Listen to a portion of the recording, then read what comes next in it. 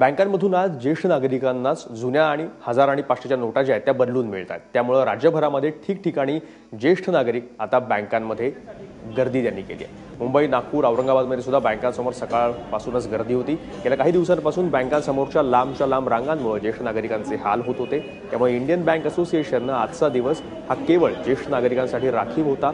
त्याच्यामुळे या नागरिकांनी समाधान व्यक्त केलं। दरम्यान ज्येष्ठ नागरिकांबरोबरच आज इतर नागरिकांसाठी त्यांचं अकाउंट ज्या बँकेत आहे त्याच अकाउंटमध्ये पैसे डिपॉझिट आणि काढण्याचे व्यवहार मात्र सुरळीत चालू आहेत।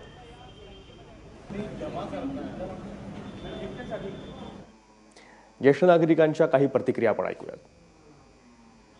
ज्येष्ठांना प्रॉब्लेम्स होत होत्या गर्दीमुळे, तर अशा एक वेगळा दिवस जर दिला तर खूप छान झालेला आहे। हा, अतिउत्तम झालेला आहे आणि हे जे गव्हर्नमेंटने केलेलं आहे ते चांगलं केलेलं आहे। त्यामुळे सोय आहे आणि आम्हाला 5-10 मिनिटात इथे रांगेमध्ये उभं राहून काम होऊन वापस जाऊ आम्ही। चांगलं वाटतं, एकदम चांगलं, म्हणजे सोयीस्कर वाटतं सगळं। रोजची जी गर्दी होती तो त्रास आज टळलाय?